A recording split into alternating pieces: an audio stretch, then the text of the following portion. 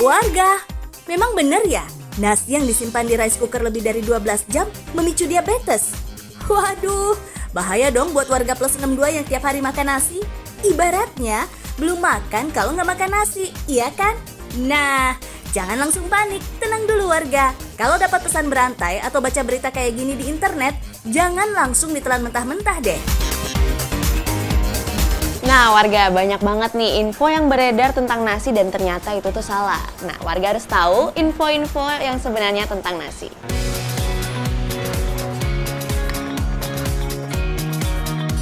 Salah satu pesan berantai yang gak akurat adalah tentang menyimpan nasi di rice cooker. Klaimnya sih bisa bikin diabetes, padahal faktanya menyimpan nasi di suhu ruang justru lebih berbahaya. Soalnya spora yang terdapat pada beras nggak hilang, bahkan setelah nasi dimasak. Mendiamkan nasi di suhu ruang selama lebih dari 1 jam membuat bakteri ini berkembang biak. Dan apabila dikonsumsi, warga bisa terkena diare atau muntah-muntah. Warga, sebenarnya nasi yang disimpan dalam suhu ruangan kayak gini itu bisa mempercepat pertumbuhan bakteri. Beda kalau disimpan di rice cooker. Tapi bahayanya nih, kandungan kimia yang ada pada kemasan anti lengket itu bisa menimbulkan kanker. Kandungan kimia beracun ini disebut dengan PFOA warga. Tapi jangan keburu takut dulu, nggak semua lapisan anti lengket menggunakan bahan itu kok. Kebanyakan produk-produk baru telah memakai standar yang aman. Tapi warga juga kudu teliti, apakah rice cookernya bebas PFOA dan tidak menggunakan peralatan anti lengket yang berusia lebih dari 10 tahun. Nggak cuma itu aja warga, info non-akurat lainnya adalah banyaknya anak menderita diabetes disebabkan oleh nasi hangat dari Magicom.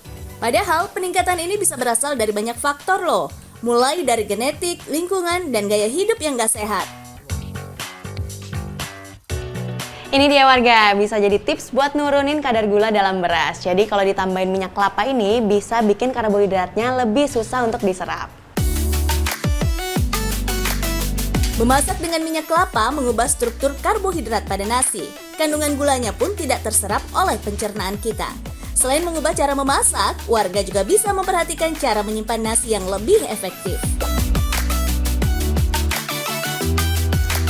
Warga, jadi nasi yang udah disimpan dalam kemasan rapat lebih baik ditaruh di dalam kulkas. Nah, karena nasi dingin itu karbohidratnya berubah menjadi lebih susah dicerna dan juga kadar gulanya jadi lebih rendah.